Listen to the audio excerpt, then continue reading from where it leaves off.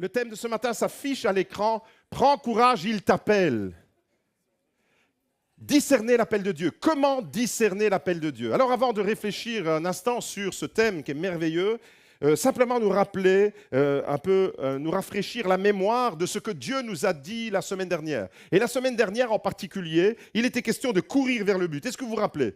Est-ce que vous avez pris la course? Il était question de courir vers le but. Et quand un enfant de Dieu, quand on est un enfant de Dieu, est-ce qu'il y a des enfants de Dieu ce matin?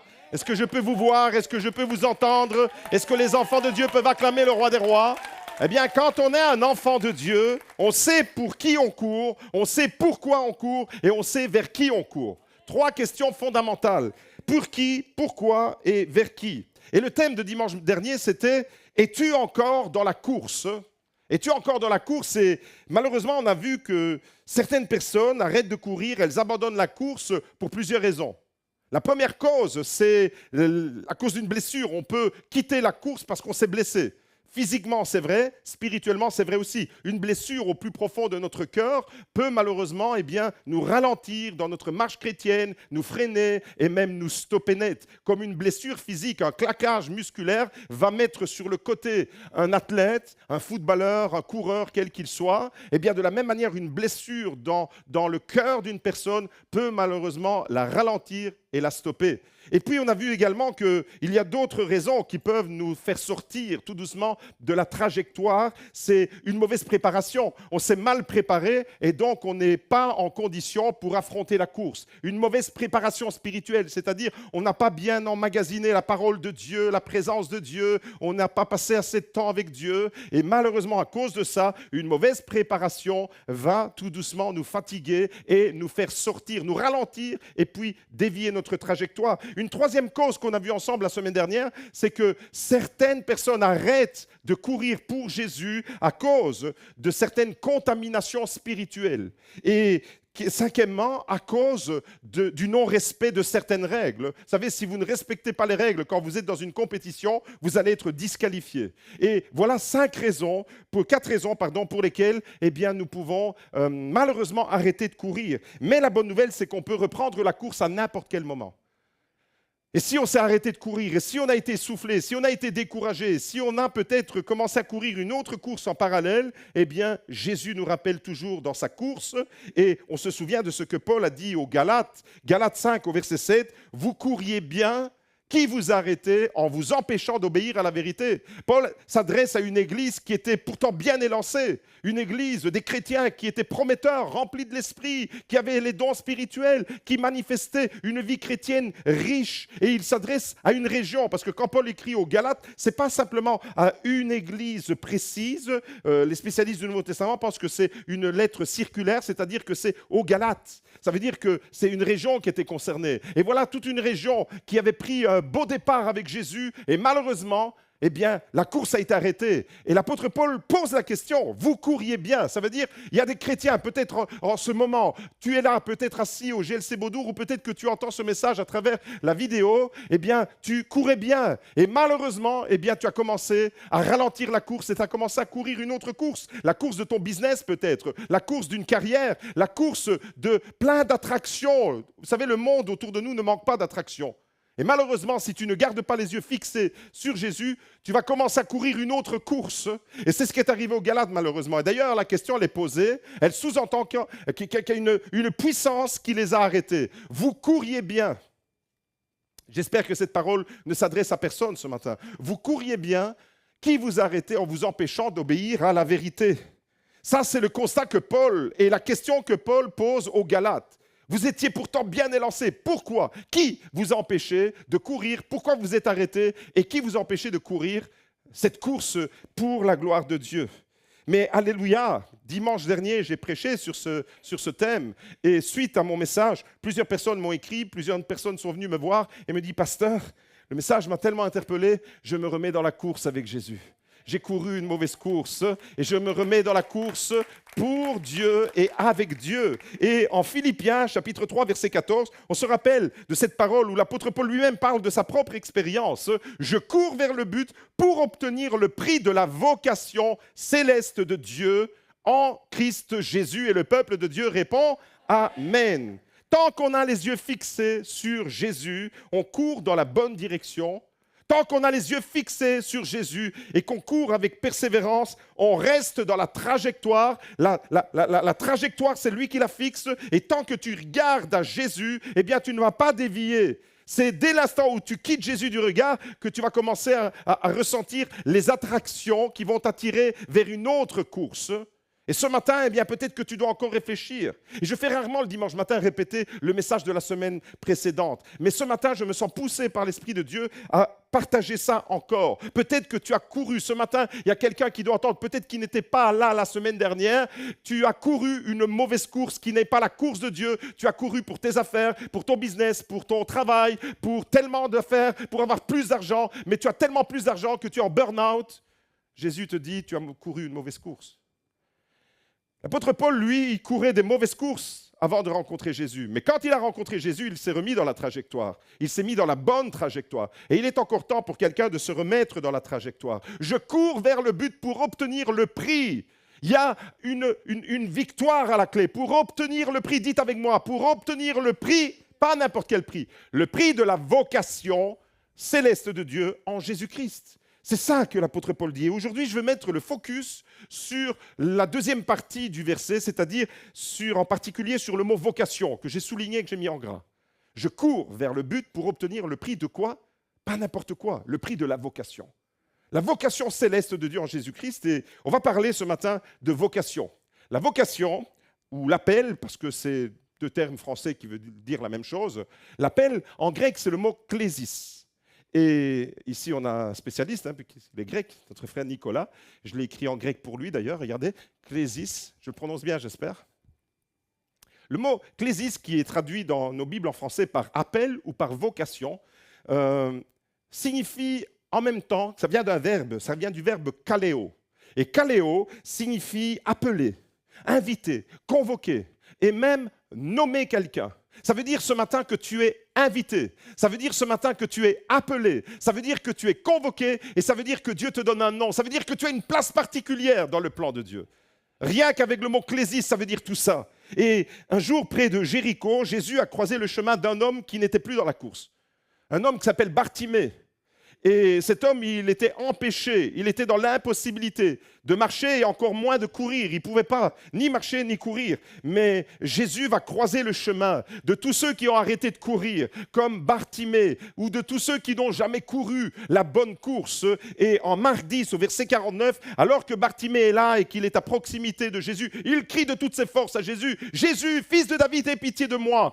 Et la réaction de Jésus, c'est, en une parole, il dit aux disciples, « Appelez-le !» Et les disciples vont rapporter la parole de Jésus à Bartimée. Marc 10, verset 49, il est écrit « Prends courage, lève-toi, il t'appelle. » Dis à ton voisin « Prends courage, lève-toi, il t'appelle. » Prends courage, lève-toi, il t'appelle. Et Bartimée est entré à partir de ce moment-là dans un avenir qu'il ne pouvait même pas imaginer dans le meilleur de ses rêves. Parce que sa vie, elle était complètement chaotique, fermée, bloquée. Tous les horizons étaient complètement condamnés. Bartimée était un homme sans avenir, mais à partir de là, il est entré dans le merveilleux plan de Dieu. Est-ce que quelqu'un veut entrer dans le merveilleux plan de Dieu ce matin? Ce matin, quelle que soit ta situation, j'aimerais te dire, comme Bartimée, prends courage. Prends courage. Lève-toi, il t'appelle. Quelle que soit la raison qui t'a freiné. Et voyez, comme pour Bartimée, c'est quand on répond à l'appel de Dieu qu'on peut entrer dans le plan de Dieu. Il faut que tu répondes à l'appel de Dieu.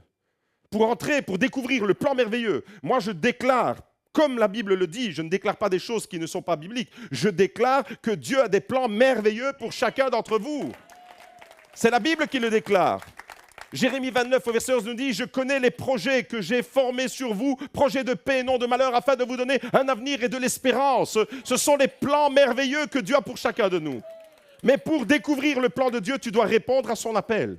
Il t'appelle. Si Bartimée n'était pas allé quand il a été appelé par Jésus, eh bien il serait resté dans son blocage, dans sa maladie. Il faut que tu répondes à l'appel de Jésus. Mais le problème, c'est que des fois, il y a tellement de voix discordantes dans ce monde qu'on n'arrive pas à reconnaître l'appel, on n'arrive pas à reconnaître la voix de Jésus. Ce matin, on va parler de l'appel, on va réfléchir un instant sur c'est quoi être appelé par Dieu. Est-ce que ça vous intéresse? Est-ce que vous voulez être appelé par Dieu? Vous l'êtes déjà d'ailleurs. Vous êtes déjà appelé. Je vous annonce quelque chose que vous ignorez peut-être. Vous êtes déjà appelé par Dieu. Peut-être que vous n'avez pas encore répondu à l'appel, mais l'appel est déjà sur vous.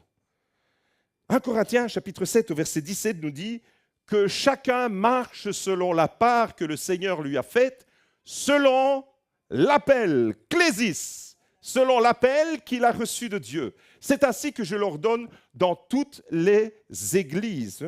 Alors faites attention juste à un détail ici, dans ce passage, c'est que Paul met en relation l'appel avec l'église, avec la réalité de l'église. Que chacun personnellement, marche selon la part que le Seigneur lui a faite. Il y a une part qui te concerne toi. C'est ça que Paul est en train de dire. Que chacun marche selon la part qui lui a été faite, selon l'appel qu'il a reçu de Dieu. C'est ainsi que je l'ordonne dans toutes les églises. Alors, c'est quoi l'appel de Dieu? On va découvrir qu'en fait, il existe plusieurs types d'appels dans la Bible, plusieurs types d'appels qu'on peut rassembler, qu'on peut regrouper, on peut ranger en 3 catégories. On va les découvrir ensemble, les 3 catégories. Premier type d'appel, c'est l'appel au salut. C'est pour tous les hommes. Dieu appelle au salut. Dieu veut sauver tous les hommes et il les appelle.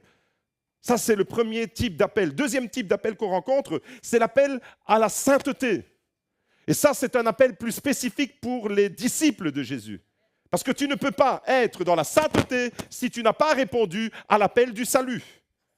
C'est par ordre de logique. D'abord, tu es sauvé, tu réponds à l'appel du salut, et à partir de ce moment, tu deviens saint, et tu peux répondre à l'appel de la sainteté de Dieu. Et puis, le troisième type d'appel, c'est l'appel au service, qui est variable selon les personnes. Chacun, on a un appel particulier différent. On a tous le même appel pour le salut, on a tous le même appel pour la sainteté, mais on a tous des appels différents pour le service. À part une personne qui est d'accord avec moi ce matin, est-ce que ça va? Vous allez bien? Alors, lorsque tu parles de l'appel de Dieu, mon frère, ma sœur, lorsque tu parles de l'appel de Dieu, tu dois savoir de quel type d'appel tu parles. De quoi parle-t-on exactement? On va décortiquer juste un instant les 3 aspects, les 3 catégories de l'appel. L'appel, premièrement, l'appel au salut, c'est quand l'appel est adressé à tous les êtres humains pour se rapprocher de Dieu par la foi, pour être sauvés. Numéro 1, dans Matthieu chapitre 11, au verset 28, l'appel au salut, c'est Jésus qui lance cette invitation. C'est Jésus qui adresse cette parole à tous ceux qui sont fatigués ce matin au milieu de nous. Est-ce qu'il y a des personnes fatiguées? Eh bien, cette parole, elle est pour vous. Venez à moi, c'est ça l'invitation, Clésis. Venez à moi, vous tous qui êtes fatigués et chargés, et je vous donnerai du repos. La première vérité que tu dois entendre ce matin, c'est que Jésus nous appelle au salut. Jésus nous appelle au repos. Jésus nous appelle à la paix intérieure. Et tu ne peux vivre ces choses que si tu réponds oui à l'appel de Dieu. Est-ce que ce matin, je peux être assuré que tout le monde ici a dit oui à l'appel de Dieu? Oui au salut. Jésus veut sauver. Mais le salut ne se fait pas automatiquement. Jésus veut sauver toute l'humanité, mais il lance des invitations, parce que c'est un gentleman, et il ne va pas te sauver malgré toi. Il te lance une invitation. Tu es invité à un mariage, tu reçois une invitation. Ça veut dire que tu es important pour les mariés. Mais c'est toi qui dois répondre oui à l'invitation. Les mariés ont fait leur part, ils ont préparé le banquet, ils ont préparé la fête, mais ils t'ont invité. Et quand tu reçois l'invitation, tu es honoré de recevoir cette invitation. Et puis tu reçois une invitation et tu es à la table d'honneur, encore plus. Voyez-vous? Eh bien, j'aimerais vous dire ce matin, eh bien, que Dieu a fait plus que ça. Il nous a invités pour les banquets des noces de l'agneau, le roi des rois, le Seigneur des seigneurs. Mais si je ne réponds pas à l'appel de Dieu, il ne va rien se passer dans ma vie. Donc, première vérité ce matin, Jésus nous appelle au salut. C'est le premier appel auquel nous devons tous répondre favorablement. Et j'aimerais vous dire que si tu ne réponds pas oui à cet appel, tout le reste est foutu. Donc, je vais m'arrêter juste un instant ce matin, je veux m'assurer. Si la suite du message t'intéresse, tu dois dire oui d'abord à Jésus. Ça veut dire quoi répondre à l'appel de Jésus pour le salut? Ça veut dire reconnaître Jésus comme Seigneur et Sauveur, te détourner de ton péché et le reconnaître à travers la repentance, à travers la foi et confesser que Jésus-Christ est ton Seigneur personnel, reconnaître qu'il a versé son sang sur la croix à cause de ta misère, à cause de ton péché et reconnaître qu'il est le seul et unique Sauveur, celui qui a donné sa vie pour toi. Répondre à l'appel de Jésus au salut, c'est ça. 1 Pierre chapitre 2 verset 9, une autre façon de nous parler du salut, vous êtes une race élue. Je me rappelle quand j'étais gamin, c'était encore à l'époque où les Italiens on les traitait de macaroni. Sale macaroni, vraiment j'étais pas dans ton pays. Je dis mais mon pays, c'est mon pays, je suis né ici. Mais voilà, sale macaroni, vous avez déjà entendu ça? La génération avant moi, il était même écrit interdit aux chiens et aux Italiens dans certains bistrots. Ça c'est encore plus grave. Et je me rappelle, quand on était gamin, une des insultes qu'on se lançait dans les cours de récréation, qu'il y avait les Italiens d'un côté et puis les autres de l'autre, c'était, on se disait « sale race ». Sale race. Moi, je vais aller manger mes macaronis. Toi, on va manger tes patates, tes frottes. Sale race. Eh bien, en Jésus-Christ, il n'y a pas de sale race. Alléluia. Nous sommes une race élue, tous ensemble. Belges, Italiens, Espagnols, Brésiliens, Africains, toutes les nations. Nous faisons partie de la famille de Dieu. Nous sommes une race élue, un sacerdoce royal, une nation sainte, un peuple racheté, afin d'annoncer les vertus. Attention, nous avons tout ce bénéfice afin d'annoncer les vertus de qui? De celui qui nous a clésis. Appelé, de celui qui nous a appelés des ténèbres à la lumière. Alléluia! Passer des ténèbres à la lumière, c'est une autre façon de parler du salut. Lorsque tu n'as pas répondu oui à Jésus, même si tu considères que tu es une bonne personne, tu es dans les ténèbres. Tu es dans les ténèbres du péché, tu es dans les ténèbres du désespoir. Tant que tu n'as pas reconnu, confessé, reçu Jésus dans ton cœur comme Seigneur et Sauveur, tu es dans les ténèbres. Mais dès l'instant où tu acceptes, tu dis oui, dites avec moi, oui, oui à Jésus, eh bien, il se passe quelque chose de surnaturel que je ne peux pas vous expliquer. Il me transporte d'un royaume de ténèbres à un royaume de son admirable lumière. C'est une autre façon de parler du salut, voyez-vous. Et c'est extraordinaire parce que remarquez ici aussi, ici c'est Pierre qui parle. Dans le verset précédent, c'était l'apôtre Paul. Eh bien, là aussi, Pierre, remarquez, l'appel de Dieu est associé avec race élue, sacerdoce royal, nation sainte, peuple racheté. Eh bien, tout ça, on parle de quoi? On parle de l'Église. Vous avez remarqué? Paul nous parle de l'Église quand il nous parle de l'appel.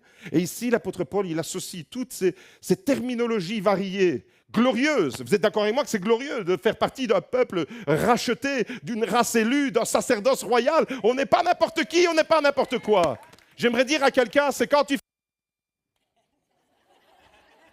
J'ai coupé mon micro sans le faire exprès. C'est quand tu fais n'importe quoi que tu deviens n'importe qui. Mais tant que tu marches dans la parole de Dieu, eh bien, tu fais partie de ce « waouh ». Regardez comme c'est beau à entendre. Moi, je visualise ça. L'Église, c'est ça. C'est la race élue, le sacerdoce royal, la nation sainte, un peuple racheté, pas n'importe comment, pas avec de l'argent, mais avec le sang de Jésus, sang précieux de Jésus. Nous avons été rachetés. Attention, tout ça, regardez maintenant la corrélation, l'emboîtement avec l'Église, afin d'annoncer les vertus de celui qui vous a appelé. Donc, il est bien question de l'appel des ténèbres à son admirable lumière.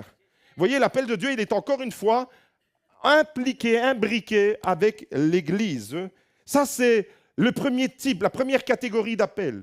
Et l'appel à la guérison, à la restauration de l'âme, l'appel à la guérison intérieure, eh bien, fait partie de cet ensemble du salut.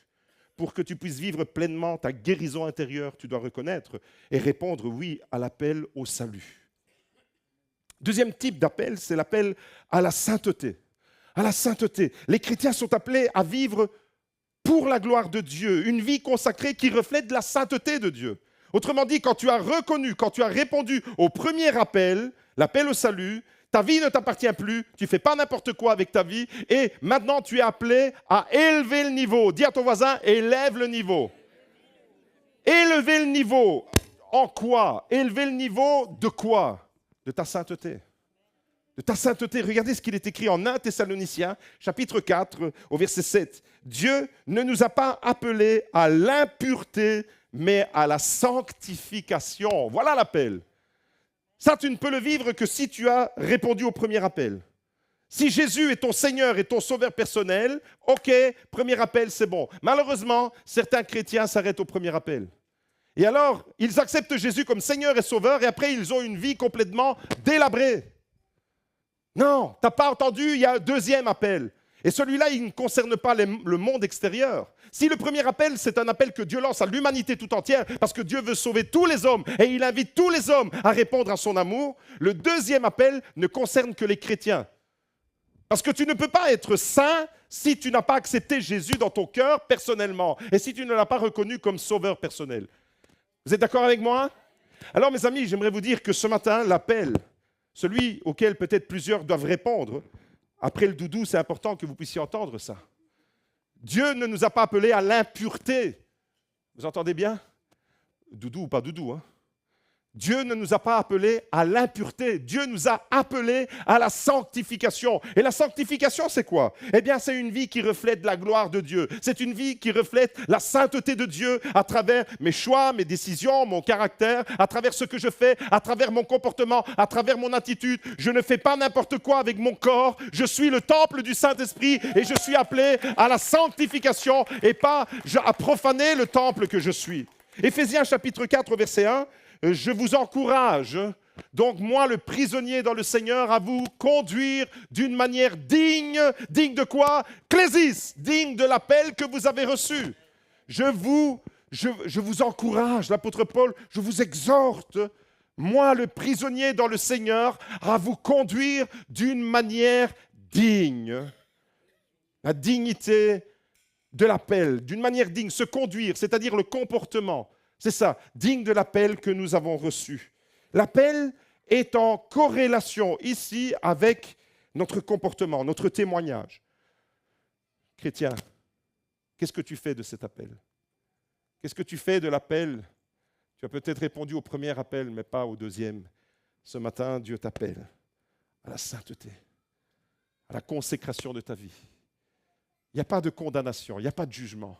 Il y a une invitation à revenir dans la course et dire, Seigneur, je n'ai pas encore tout à fait compris.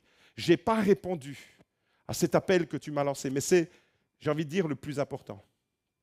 Après l'appel au salut qui règle ton éternité, quand tu as reconnu Jésus, eh bien, tu dois répondre au deuxième appel. Pourquoi? Parce que la Bible dit que sans la sanctification, nul ne verra le Seigneur.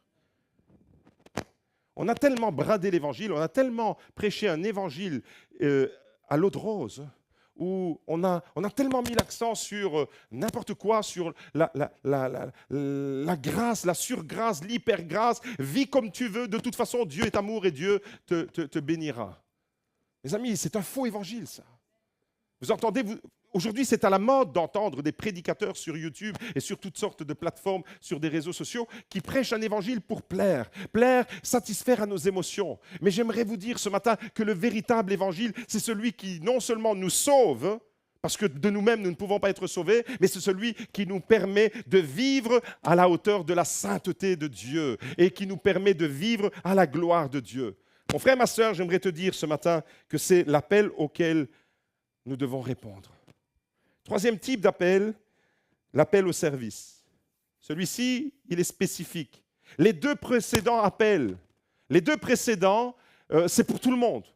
Il n'y a pas un appel différent. Quand Jésus appelle, qu'on soit riche, pauvre, qu'on soit blanc, noir, qu'on soit de n'importe quelle ethnie, nous sommes appelés au salut. Et nous sommes sauvés tous de la même manière. Nous sommes sauvés. Si quelqu'un peut régler le micro, s'il vous plaît. C'est moi qui ne suis pas bien mis. OK. Si... on me demande de me prêcher avec ce micro. Si, malheureusement, je ne réponds pas au premier et au deuxième, ça ne sert à rien d'ambitionner le troisième niveau. Et il y a trop de chrétiens qui ambitionnent directement le niveau 3, le niveau du service. Au fait, des fois, on commence la vie chrétienne à l'envers. Au lieu de bien être au clair sur... Est-ce que je peux utiliser l'autre ou pas? Ouais. On va essayer. Allez, c'est parti. Au lieu d'ambitionner un service, un ministère, parce que le mot service en grec, c'est le même terme que le mot ministère. Au lieu d'ambitionner un ministère, il y a beaucoup de gens qui ambitionnent des ministères. Waouh, le ministère, waouh, le ministère. Mais n'ont pas réglé ni le niveau 1 ni le niveau 2. Ton salut, il est bancal. Ta sainteté, elle est laissée à désirer. Alors, mon frère, ma soeur, d'abord, aligne correctement ta vie avec l'appel numéro 2 et l'appel numéro 1 en premier. Et puis, alors, tu pourras vivre. Parce que tu ne peux pas être à la gloire de Dieu dans ton appel si tu n'es pas au clair sur les deux précédents. L'appel au service, c'est Dieu qui appelle certaines personnes pour accomplir une mission particulière. Par exemple, la Bible, elle est pleine d'exemples différents. Dieu a appelé Moïse pour libérer le peuple d'Israël du désert et de l'esclavage en Égypte. Ésaïe a été appelé comme prophète pour annoncer la parole de Dieu dans une génération incroyable. Les apôtres de Jésus ont été appelés pour annoncer l'évangile, pour gouverner, pour diriger l'Église. Vous voyez, il y a des appels spécifiques, différents. Ce n'est pas lié au salut, c'est une conséquence du salut. Quand tu es sauvé et quand tu marches dans la sainteté, par voie de logique et par voie de conséquence, tu es également appelé à servir Dieu. C'est un trio qui est indissociable, mais il faut respecter l'ordre et la précédence. D'abord, le salut, la sainteté et le service. Et quand tu as compris ces choses-là, alors il est important de comprendre que nous avons tous une mission précise, particulière à accomplir et que nous devons l'accomplir en harmonie avec l'Église dans ce monde qui a tellement besoin de Dieu. Nous avons tous intérêt à comprendre, c'est dans notre avantage à nous et dans l'avantage de tout le monde que nous ne pouvons pas atteindre notre plein potentiel. Dieu nous a donné un potentiel extraordinaire, mais nous ne pouvons pas l'atteindre si nous n'entrons pas dans notre appel personnel. Au début de ma vie chrétienne, il y a 35 ans maintenant, j'ai dû discerner l'appel de Dieu. Je vous ai déjà raconté ça, comment ça s'est passé dans ma vie. 30 août 1991, j'étais tout jeune, sous une tente. Un prédicateur de l'Évangile annonce le message et là, je me sens percuté, je me sens concerné. J'ai l'impression qu'il est en train de décrire ma vie. Et puis, Jésus t'appelle. Et à ce moment-là, je saisis la main de Jésus, mais c'est l'appel au salut. Waouh!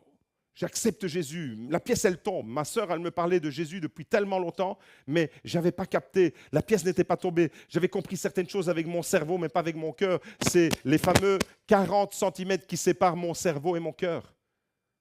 Et là, la pièce, elle tombe. Je réponds à l'appel au salut. Une semaine plus tard, je me retrouve dans une réunion de prière, dans une petite pièce, une trentaine de personnes. Une sœur, Maria, Tantine, elle traverse la pièce, elle vient vers moi, elle me dit « Jeune homme ». Je ne la connais pas, je ne l'ai jamais vue, cette femme. Elle me dit « Jeune homme, Dieu met sa parole dans ta bouche ». J'avais une semaine de conversion. Dieu t'appelle à le servir. Dieu va se servir de toi pour que tu parles de lui, pour que tu puisses communiquer sa parole. J'avais une semaine. C'était comme un appel au service. Eh bien, j'ai dû discerner tout ça.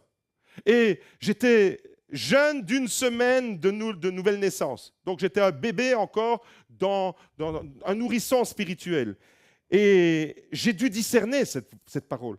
Ce que je ressentais au plus profond de mon cœur. Parce que c'est par là que ça commence l'appel. Je veux maintenant mettre le focus sur l'appel numéro 3, l'appel au service. Ça commence par ce que tu ressens au plus profond de ton cœur, parce que l'appel, il est d'abord là, tu le ressens. C'est cette vocation intérieure, c'est cette conviction qui naît, c'est cette parole de Dieu que tu entends toi et que les autres n'ont peut-être pas entendue. Mais si tu ne t'en tiens qu'à ça, tu deviens un chrétien solitaire.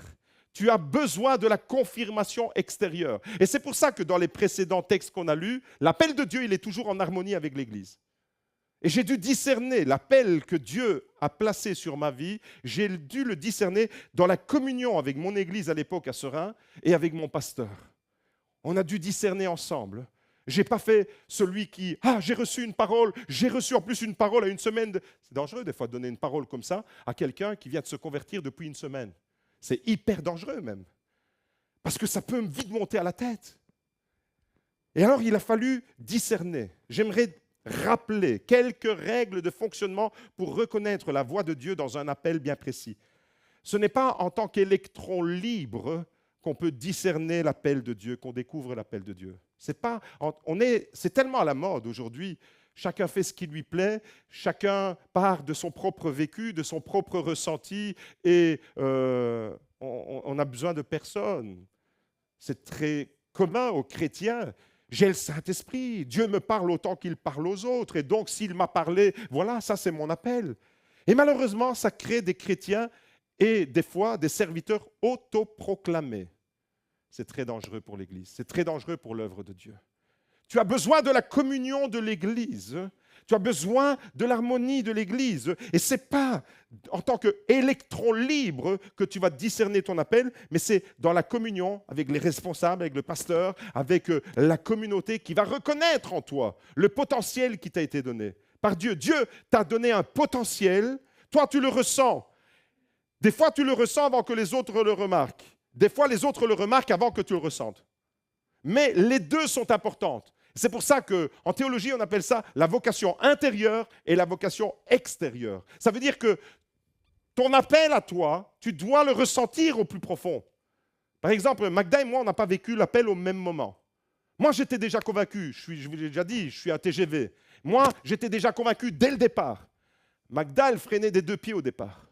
Elle s'est dit, waouh, la vie du pasteur quand même, c'est ça que je vais vivre. La femme du pasteur, Marie à gauche, à droite, tout le temps, l'église par-ci, l'église par-là. Et donc, elle n'avait pas encore reçu, elle, l'appel. Eh bien, j'aimerais vous dire que tant que ma femme n'avait pas reçu l'appel de Dieu, moi, j'aurais été bloqué dans mon appel.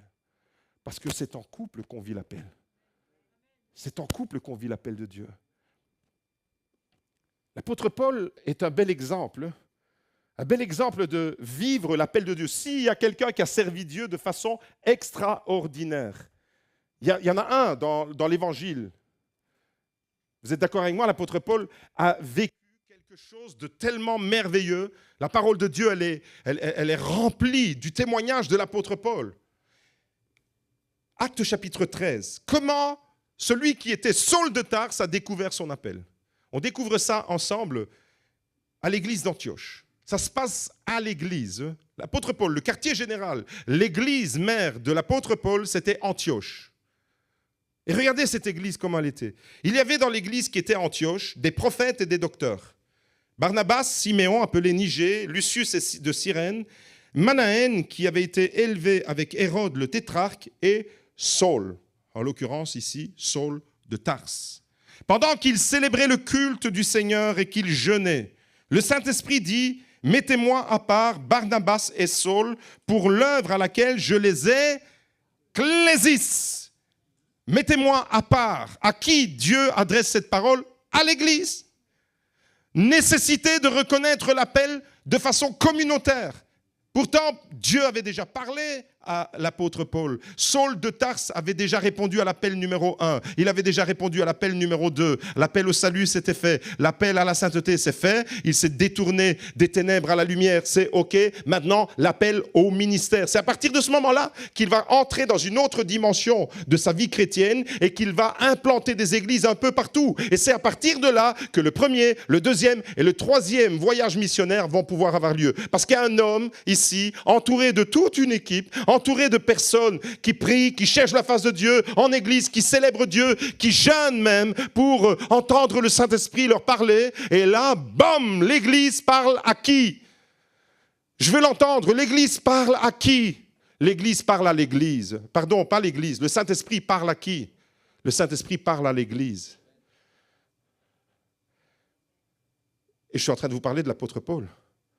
Est-ce que vous comprenez l'importance alors de prendre au sérieux l'Église, vivre l'appel en harmonie, en communion? C'est dans la communion de l'Église locale qu'on va pouvoir discerner l'appel de Dieu pour le service. Et Dieu établit des ministères pour vous aider à ça. À quoi je sers? À faire de l'animation le dimanche matin? Non, aussi à favoriser l'émergence de votre ministère. À reconnaître votre ministère, à vous encourager. Et ensemble, en équipe, alors, on va chercher la face de Dieu, on va reconnaître sur un tel, il y a des ministères, des appels différents. Mon frère, ma sœur, garde-toi d'un christianisme Robinson Crusoe. Garde-toi d'un christianisme solitaire, chacun chez soi, et j'en fais à ma mode. Et je crois que Dieu me parle et je crois que Dieu m'appelle. Et il n'y a que moi qui en suis conscient et qui en suis convaincu. Et je fais malheureusement des choix dans ma vie qui vont m'égarer. C'est dans l'unité de l'Église. Quand je parle de la communion, c'est dans l'unité de l'Église qu'on doit vivre l'appel. Et cette église-là d'Antioche, vous savez ce qu'elle va devenir? Elle va devenir non seulement le quartier général où l'apôtre Paul était quand il cherchait la face de Dieu, mais ça va devenir le quartier général de toutes ses missions. La rampe de lancement des missions apostoliques, c'est l'église d'Antioche. Et chaque fois qu'il part en mission et qu'il revient, il revient où? À Antioche. Un peu comme s'il venait rendre des comptes à son église. Il n'est pas détaché, ce n'est pas un électron libre. Quand on lit le Nouveau Testament et les actes en particulier, on a l'impression des fois que l'apôtre Paul, c'est un peu celui qui voyage comme ça, comme un papillon, qui voltige un peu à gauche, à droite. C'est faux. C'est une lecture superficielle, ça. L'apôtre Paul avait un ancrage, et son ancrage, c'était l'église d'Antioche. Il n'y a pas de vie chrétienne sans ancrage dans ton église locale. Il n'y a pas. Ce n'est pas le schéma, ce n'est pas le plan, ce n'est pas ce que Dieu veut. Si tu veux découvrir ton appel, vis-le en harmonie avec ton église, comme l'apôtre Paul l'a vécu, et Barnabas. C'est dans cette communion-là. Et Colossiens chapitre 3, au verset 15, nous rappelle, en un mot, nous rappelle cette harmonie-là entre l'appel et l'église. Vous avez été appelés pour former un seul corps. Encore une fois, vous avez été appelé à quoi? À former. Ça veut dire que je vais répondre à l'appel de Dieu et je vais contribuer en répondant à l'appel de Dieu à constituer et à consolider l'unité de l'Église. Je ne vais pas prétendre répondre à un appel de Dieu qui contribue à la division de l'Église. Je vais répondre à l'appel de Dieu et l'appel de Dieu, il va favoriser l'unité de l'Église. Toute forme, je dis bien toute forme d'appel qui favorise la division ne vient pas de Dieu. Vous pouvez dire aussi Amen. Toute forme d'appel qui favorise la division ne vient pas de Dieu. Alors pourquoi est-ce si important de discerner l'appel de Dieu en communauté, en église? Comme c'est le cas pour Paul, Barnabas, le Saint-Esprit dit à l'église d'Antioche, « Mettez-moi à part Barnabas et Saul pour l'œuvre à laquelle je les ai appelés. » Et tout de suite après, l'Église prie et impose les mains et Paul va commencer premier, deuxième, troisième voyage missionnaire extraordinaire. Alors pourquoi c'est important? On va réfléchir un instant sur l'importance de vivre et de découvrir l'appel de Dieu sur notre propre vie dans la communion de l'Église. Pour plusieurs raisons, et je vais vous en donner 5 ce matin. Premièrement, pourquoi c'est important? Premièrement, pour confirmer si l'appel vient de Dieu. Moi, j'ai déjà vu et j'en ai vu passer des gens qui avaient la folie des grandeurs. Dieu m'appelle à ceci. Une fois, je me suis retrouvé dans le bureau avec quelqu'un qui m'a dit « Moi, pasteur, j'ai reçu de Dieu dans une... » Il était parti dans une réunion où on distribue les prophéties comme des pochettes surprises, des petits bonbons qu'on distribue. Tu veux ta prophétie? Des fois, on va chercher des prophéties comme les gens, ils vont dans le monde chez la voyante pour avoir une parole qui leur dit leur avenir. Non! Ce n'est pas comme ça que Dieu va te parler, ce n'est pas comme ça que Dieu va faire naître un appel. C'est ton ancrage dans ton église locale. Ne va pas chercher à gauche, à droite des paroles qui vont te flatter. Et ce gars-là, il se retrouve devant moi et il vient dans mon bureau et il avait besoin d'une confirmation que je ne lui ai jamais donnée d'ailleurs. Il me dit, je suis parti aux États-Unis et puis il me raconte un peu tout son parcours. Parce que j'ai reçu une parole de quelqu'un qui a prophétisé sur moi, qui m'a dit, tu vas aller travailler avec un pasteur célèbre aux États-Unis. Et tu vas devenir son bras droit. Vous savez, les pasteurs avec des églises dans les stades de foot à l'américaine, je ne me rappelle plus du nom de ce pasteur. Et le gars, il est parti aux États-Unis. Sauf que ça n'a pas tourné comme sa prophétie, entre guillemets, disait, et s'est retrouvé en prison aux États-Unis pendant 6 mois. Et il est revenu la queue entre les jambes, tout penaud, et il n'a jamais été dans son ministère celui qu'il prétendait. Pourquoi? Parce qu'il s'est inventé un scénario. Il a reçu de quelqu'un qui l'a flatté. Le service de Dieu n'a rien à voir avec la flatterie, mon frère, ma sœur. Le service de Dieu est sérieux. Et Dieu a fait en sorte qu'il y a des fonctionnements inhérents à sa volonté. Et il a voulu que ça passe par ton église, l'église locale. Attention aux chrétiens, Creusot, Robinson Crusoe, solitaires, chacun fait ce qu'il veut dans son petit coin. On discerne ensemble, c'est ça la volonté de Dieu. On discerne ensemble, on cherche la face de Dieu ensemble et on répond à l'appel de Dieu ensemble. Et puis là, cette église d'Antioche n'a pas gardé Saul et Barnabas comme une propriété. Non, on a discerné ensemble l'appel de Dieu qu'il y avait sur Saul et sur Barnabas. On prie, on leur impose les mains, on les recommande à la grâce de Dieu et les églises ont commencé à se multiplier partout parce que ces 2 hommes-là ont fait une œuvre de pionnier extraordinaire. Ça, c'est beau, c'est propre, c'est fait dans les règles de l'art. Paul, c'est l'apôtre des nations. Pierre, c'est l'apôtre des Juifs. Et pourtant, celui qui est l'apôtre des nations, qui a vécu un ministère d'envergure exceptionnel après Jésus, celui qui a eu le plus d'impact dans l'Église naissante, c'est l'apôtre Paul. À travers toutes ces fondations d'Église, c'est impressionnant. Et pourtant, cet homme-là, il venait consulter les apôtres de Jérusalem pour leur donner aussi à eux compte-rendu de l'œuvre qui était en train de naître. Il revenait sans cesse, comme je l'ai déjà dit, à l'église d'Antioche. Il avait un ancrage. Un chrétien sans ancrage, c'est un chrétien dangereux pour lui-même et pour les autres. Deuxième raison. Donc la première raison, pourquoi c'est important de discerner en église? Pour éviter des dérives. Deuxième raison, pour éviter les autoproclamés. Ça pullule. Il y en a partout. Autour de nous, des autoproclamés qui se réveillent un jour et qui pensent que Dieu les appelle à un grand ministère international ou à ouvrir une église qui ne tient même pas. Tu mets vite 4 chaises dans ton salon et tu commences à t'improviser pasteur. Et malheureusement, ça ne tient pas la route. Feu de paille, ça ne vient pas de Dieu. Autoproclamé, c'est pas comme ça que ça fonctionne dans l'église. Les autoproclamés aujourd'hui, malheureusement, christianisme de cette génération dans laquelle nous sommes, les autoproclamés sont un véritable fléau pour l'Église d'aujourd'hui. Parce qu'il y a plein de gens qui suivent les autoproclamés sur les réseaux. Un autoproclamé, qu'est-ce qu'il reflète? Un autoproclamé, c'est quelqu'un qui n'a pas besoin de la reconnaissance des autres, qui n'a pas besoin, Dieu lui a parlé à lui. C'est les fameux « Dieu m'a dit ». Dieu m'a dit que... Alors, si c'est Dieu qui te l'a dit, tu dois le faire. Vous comprenez le danger que ça représente? C'est l'humilité de dire, je pense que Dieu m'appelle à ceci, mais j'ai besoin de conseils, j'ai besoin de prière, j'ai besoin qu'on discerne ensemble, j'ai besoin qu'on passe 6 mois à prier, à en faire un sujet de prière pour voir comment les choses vont évoluer. Et là, alors, tu discernes dans la communion de l'Église. Un autoproclamé, c'est le reflet de la société moderne.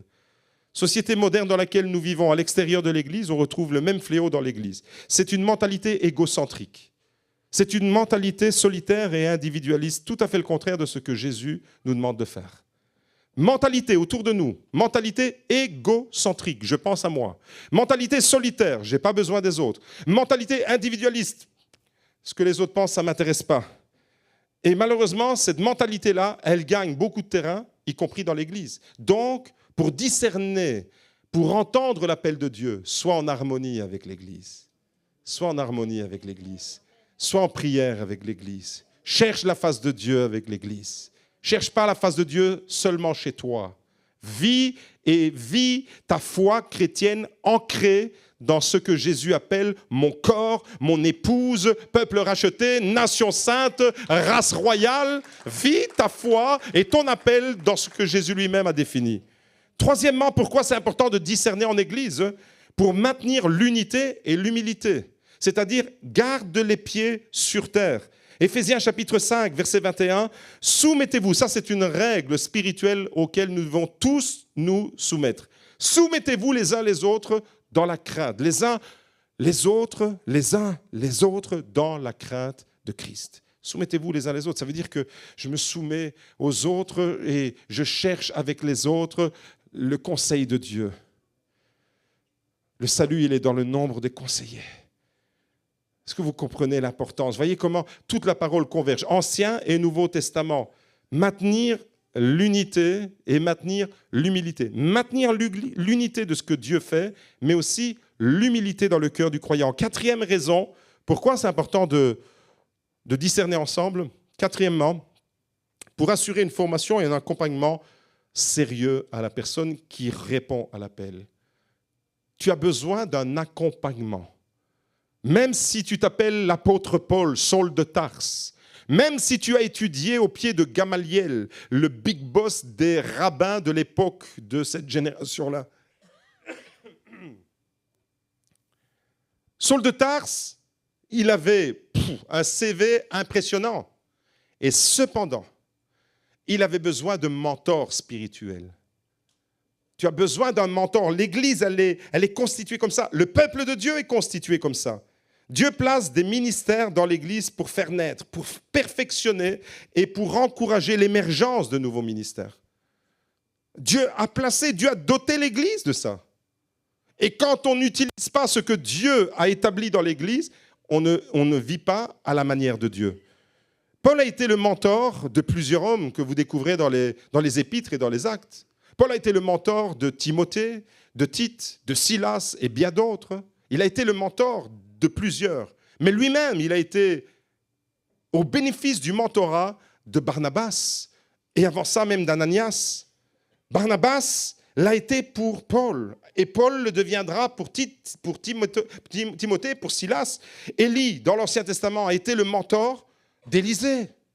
Moïse l'a été pour Josué. Est-ce que vous voyez cette relation comme j'ai tout à apprendre de celui que Dieu a placé à côté de moi et je vais me développer avec sagesse, avec humilité et je vais aller chercher là où Dieu m'a placé, je vais aller chercher cette confirmation de ce que je ressens au plus profond de mon cœur. C'est la raison pour laquelle Dieu a établi des ministères dans l'Église. Éphésiens chapitre 4 verset 11 nous dit: c'est lui, en parlant de Jésus, qui a donné les uns comme apôtres, les autres comme prophètes, les autres comme évangélistes, les autres comme pasteurs et docteurs. Pourquoi Dieu a donné tout ça? Pourquoi Jésus a donné tout ça à l'Église? Pour le perfectionnement des saints, c'est-à-dire vous et moi, pour le perfectionnement des saints, cela en vue de l'œuvre du service et de l'édification du corps de Christ. Voilà à quoi on sert. Voilà à quoi servent les ministères. Ici, les 5 ministères, apôtres, évangélistes, prophètes, pasteurs et docteurs. Pourquoi ces ministères ont été donnés? C'est des dons que Dieu fait à l'Église pour le perfectionnement des saints. Et dans le perfectionnement des saints, il y a le discernement de la volonté de Dieu, il y a le discernement de l'appel de Dieu, il y a tout ça. C'est dans le cadre de l'Église. Voyez-vous, voilà la raison pour laquelle nous avons besoin des autres, nous avons besoin d'être accompagnés, nous avons besoin de conseils, nous avons besoin de la lumière de quelqu'un d'autre. Parce que de moi-même, si je fais comme moi je le ressens, je vais me casser la figure. Et j'ai eu besoin par moment que mon pasteur me dise « freine un peu ». Et j'ai eu besoin par moment que mon pasteur à l'époque me dise « tu peux accélérer ». Parce qu'il discerne. Et il y a de la sagesse, il y a un regard, il y a des hommes qui prient pour vous. 5e raison pour laquelle c'est important de discerner l'appel de Dieu dans le cadre de l'Église, parce que Dieu, précisément, a choisi d'agir à travers l'Église. Dieu appelle, Dieu forme et Dieu envoie à partir de l'Église locale. Et on l'a vu avec Acte 13, au verset 2. On va relire le verset 2. Acte 13, regardez, au verset 2. Pendant qu'ils célébraient le culte du Seigneur et qu'ils jeûnaient, c'est-à-dire pendant qu'ils célébraient le culte du Seigneur et qu'ils jeûnaient, c'est-à-dire en Église, eh bien, le Saint-Esprit parle. Est-ce que quand on est ici le dimanche matin en train de louer, est-ce que vous croyez que le Saint-Esprit peut vous parler en cet instant? Est-ce que vous croyez que maintenant, là, au moment où vous entendez cette parole, le Saint-Esprit peut vous parler? Pendant qu'ils célébraient le culte du Seigneur et qu'ils jeûnaient, le Saint-Esprit dit « Mettez-moi à part Barnabas et Saul pour l'œuvre à laquelle je les ai appelés. » Il y a une œuvre. Il y a une œuvre dans laquelle tu es appelé. Mais il faut que ça vienne du Saint-Esprit. Le verbe qui est utilisé dans le Nouveau Testament pour parler de l'appel, vous l'avez entendu tout à l'heure, c'est le verbe « kaleo ». Et c'est de là que vient le terme « klésis », appel. Mais c'est aussi le terme qui a donné « église ». Regardez le slide suivant. L'appel, la vocation, « klésis », ça vient du verbe « kaleo ». Et dans le mot « église », ecclésia, eh bien, on a la même racine, c'est le même verbe. C'est quoi une église? L'église, c'est ça. L'église, c'est l'ensemble des croyants qui ont été appelés par Dieu pour former un corps. L'ensemble des croyants appelés. Nous avons été appelés hors d'eux. Ecclésia, il y a un appel. Et tout ce qui concerne l'appel, il y a toujours l'Église qui gravite quelque part. Dans un verset, dans tous les versets qu'on a lus, l'Église elle est mentionnée. Dieu nous appelle, autrement dit, à faire partie de son Église. Dieu nous a incorporés, alors qu'avant nous étions des étrangers, des gens de passage, des gens qui n'avaient aucun héritage. Maintenant, il a fait de nous une race royale, un peuple élu, un sacerdoce extraordinairement merveilleux. Voilà ce que nous sommes, et nous sommes appelés à faire partie de son Église. Et c'est dans ce contexte-là que je dois découvrir l'appel de Dieu, comme l'apôtre Paul l'a découvert. Et puisque l'Église n'est ni un club, ni une association, ni une organisation quelconque, on n'est pas le club de pétanque du quartier, On est l'église de Jésus-Christ, s'il vous plaît. On est le corps de Christ, on est l'épouse qu'il viendra rechercher. Alors, puisque l'église n'est ni un club, ni une association, ni une organisation banale, alors je dois respecter l'église. Alors je dois me comporter avec dignité dans l'église. Et c'est exactement ce que l'apôtre Paul dit à Timothée. Vous savez, Paul a été le mentor de Timothée, et les épîtres à Timothée, les épîtres à Tite, les lettres que Paul leur envoie, eh bien, ce sont des lettres où, en tant que mentor, il transmet la parole, il transmet le manuel à un plus jeune pasteur qui vient et qui émerge, Timothée. Paul est en fin de course et il passe le flambeau à Timothée. Il y a cette belle relation, comme Moïse avec Josué, comme Élie avec Élisée. Je t'écris ceci, Timothée, chapitre 3, verset 14. Je t'écris ceci avec l'espoir d'aller bientôt chez toi. Paul avait une belle relation avec Timothée. Mais si je tarde, tu sauras ainsi comment il faut se conduire dans la maison de Dieu. On ne fait pas n'importe quoi dans la maison de Dieu. Tu sauras ainsi comment il faut se conduire. On est en train de parler de comportement, d'attitude. C'est de ça qu'on parle. Tu sauras ainsi comment il faut se conduire dans la maison de Dieu, qui est l'église du Dieu vivant, la colonne et l'appui de la vérité. Vous voyez comment Dieu parle de son église? On ne parle pas de n'importe quoi ici. On parle du corps de Christ. Et ainsi, tu sauras comment il faut se comporter. Des fois, j'ai l'impression qu'on ne sait plus comment il faut se comporter dans l'église. Alors on fait n'importe quoi dans l'église. Non. On ne fait pas n'importe quoi dans l'église parce que l'église n'est pas n'importe quoi. Parce que l'église est le corps de Christ. Et quand tu discernes l'appel de Dieu, alors, il est question de discerner l'appel de Dieu ce matin. Et je prie pour que chacun d'entre vous, vous discerniez l'appel de Dieu. De façon juste, de façon biblique. Discerner l'appel de Dieu avec le manuel par excellence qui est la parole de Dieu. Et quand tu réponds favorablement à l'appel de Dieu, parce que ce n'est pas tout d'entendre l'appel de Dieu. Il y a des hommes qui ont entendu l'appel de Dieu et qui ont résisté à l'appel de Dieu. Rappelez-vous de Jonas. Jonas a entendu l'appel de Dieu, il devait partir à Ninive, prêcher l'évangile. Il est parti carrément à l'opposé. Il a entendu l'appel de Dieu, mais il n'a pas obéi à l'appel de Dieu. Des fois, on entend l'appel de Dieu, mais on ferme notre cœur. Mais quand tu entends l'appel de Dieu et que tu réponds favorablement de Dieu, à l'appel de Dieu par la foi et l'obéissance, deux façons, en cherchant l'unité, l'harmonie. Vous savez, ce qui vient de Dieu est toujours harmonieux. Pose-toi la question. Est-ce que je suis en train de construire quelque chose qui favorise l'harmonie ou est-ce que je suis en train de mettre sur pied toute une série de choses qui créent de la confusion? Babylone, c'est la confusion. Jérusalem, c'est l'harmonie. Tu choisis d'être un chrétien version Babylone ou version Jérusalem? Babel, c'est là que les langues ont été confondues. Quand tu entends et que tu comprends, que tu discernes l'appel de Dieu, alors il se passe des choses merveilleuses dans ta vie. Premièrement, tu entres dans le plan de Dieu, le plan merveilleux que Dieu a tracé pour toi, tu le découvres. Et ça devient tellement beau, ça devient tellement waouh! Tu as été fait pour ça. Tu as été créé pour ça. De la même manière que les poissons ont été créés pour être dans les océans, de la même manière que les oiseaux ont été créés pour voler dans le ciel, toi, enfant de Dieu, tu as été créé pour accomplir le plan de Dieu pour ta vie. Mais tu dois connaître la volonté de Dieu. Tu dois répondre à l'appel de Dieu. Et quand alors tu réponds par la foi, avec obéissance, premièrement, tu entres dans son plan. Est-ce que quelqu'un qui veut entrer dans le plan de Dieu ce matin? Mettez-vous déjà en prière, s'il vous plaît. On va terminer le culte de cette façon. Deuxièmement, quand tu réponds favorablement, tu entres dans un processus de transformation. Tu es transformé quand tu réponds à l'appel de Dieu. L'appel de Dieu ne te caresse pas dans le sens du poil. L'appel de Dieu te demandera des sacrifices. L'appel de Dieu te demandera, ça va te coûter quelque chose de répondre à l'appel de Dieu. Si ça ne te coûte rien, alors c'est peut-être l'appel que tu t'es inventé toi-même. Si ça flatte ton ego, alors c'est sûrement l'appel que tu t'es... Non, tu vas trimer. Moi, quand j'ai répondu à l'appel de Dieu, vous ne savez pas la galère devant laquelle je me suis retrouvé. Magdal a dû préparer des arrangines que les enfants allaient vendre porte à porte pour avoir un peu d'argent pour payer les finances de l'université où j'étudiais. On n'avait pas d'argent. Seigneur, je réponds à ton appel et je suis tellement en difficulté. Et puis on voyait la gloire de Dieu se manifester.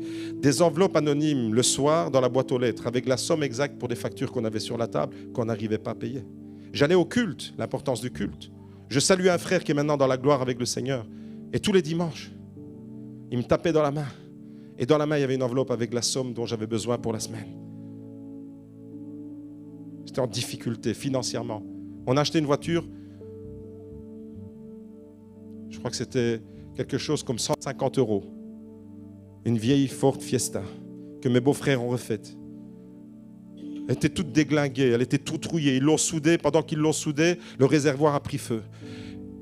Et puis, avec cette petite voiture, je pouvais quand même me déplacer de la maison jusqu'à la gare. Prendre le train pour aller à Bruxelles, pour aller étudier. Seigneur, je réponds à ton appel. J'arrive un matin à la maison, je vois la voiture. Le voisin vient m'appeler, me dit, on a vidé l'extincteur dans ta voiture. Je dis non. C'était la seule petite voiture qu'on avait pour se déplacer. 150 €. Vous imaginez ce que ça pouvait représenter. On a vécu des moments où les enfants revenaient de l'école. Les enfants revenaient de l'école. Daniel, qui était petit maintenant, comme l'âge de son fils Mathia, et il veut des friandises. Il va ouvrir une armoire et l'armoire est vide. Et Magda, le cœur d'une maman en peine de dire, Daniel, on n'avait pas les sous pour faire les courses et on n'a pas de friandises. À midi, elle va le chercher donc pour venir manger à la maison. L'école n'était pas loin. Elle dit, tu sais ce qu'on va faire? On va prier. On va demander à Dieu de pourvoir à tous nos besoins. Et elle se met en prière. Moi, j'étais à l'UNIF. Elle se met en prière avec Daniel. Elle le reconduit à l'école à 3h30, elle va le rechercher. Entre-temps, il y a une sœur qui s'appelle Penny, qui était notre maman spirituelle, celle qui nous a aidés à reconnaître la voix de Dieu. Celle qui nous a aidés à reconnaître la voix de Dieu. Penny, si tu entends ce message, on t'embrasse et on t'envoie toutes les bénédictions avec Jackie. Elle reçoit de Dieu à ce moment-là d'aller faire les courses et de remplir le coffre et de venir à la maison chez les Carozzo. Elle téléphone à Magda. Magda, t'es à la maison? Oui, je passe. Et elle vient et elle remplit les armoires. À 3h30, Magda va chercher Daniel à l'école. Elle lui dit, Daniel, tu as prié avec moi tantôt? Oui. Va ouvrir l'armoire.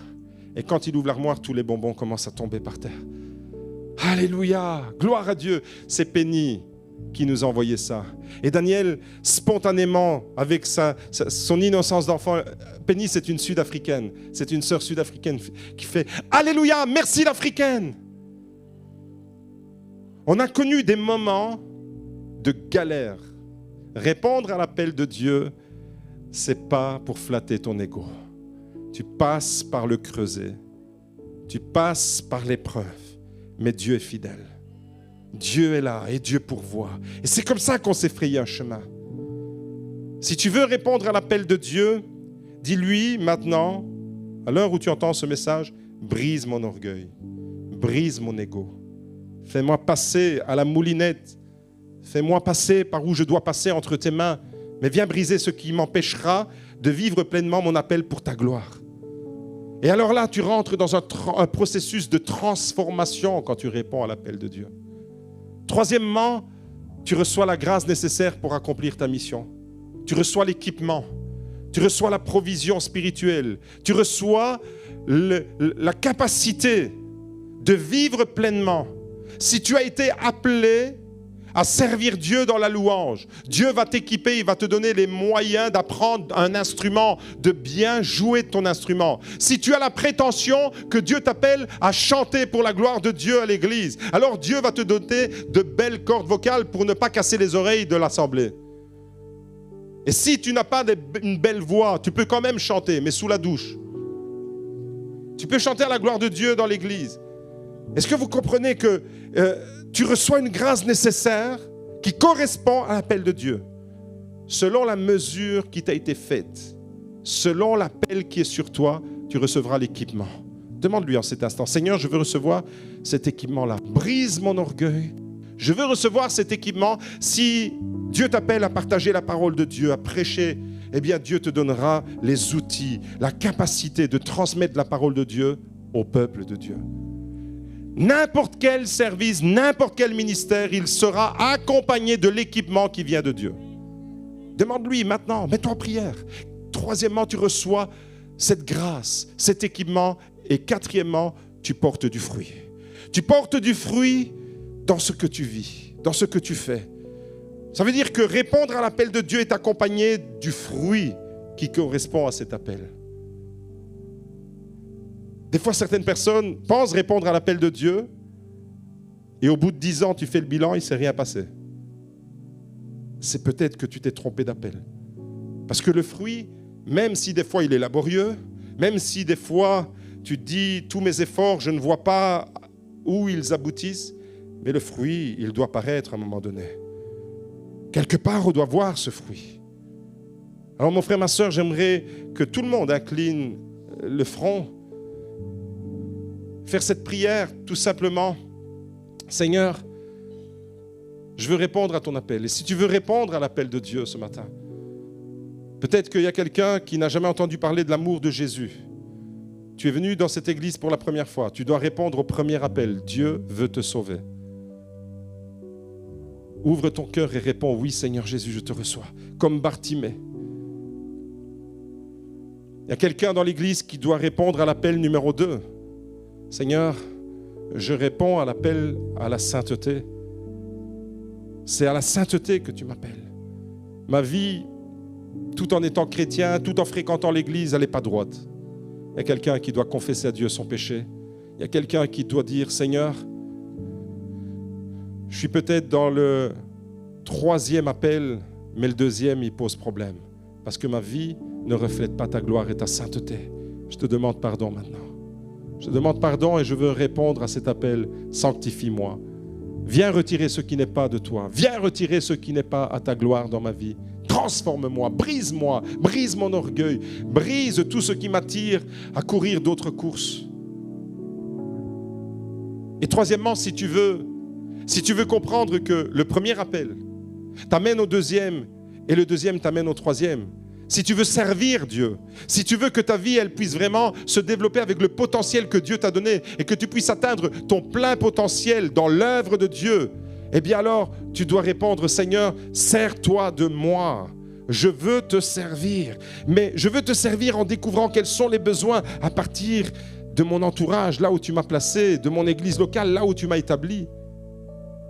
Si tu veux répondre au premier, au 2e et au 3e appel, là, maintenant, quel que soit ton âge, même si tu as un âge avancé, lève-toi tout simplement à ta place et on va terminer ce moment dans la prière. Seigneur, merci. Merci pour ta grâce. Merci pour ton appel. Merci pour ta fidélité. Merci pour ta parole. Merci Seigneur parce que ce matin, tu nous as parlé, tu nous as instruit. Le message de ce matin n'était pas la pensée d'un homme. C'est ta parole qui nous a interpellés. C'est un des rares messages où il y avait autant de versets bibliques. Parce que ce n'est pas la pensée du pasteur Carozzo qui a été communiquée. C'est ce que ta parole nous transmet. Et je te prie, Seigneur, de façonner nos vies et de former ton Église et de lever une Église qui répond à ton appel. Seigneur, ce matin, j'ai besoin de vivre pleinement, apprendre à reconnaître ta voix là où tu m'as placé.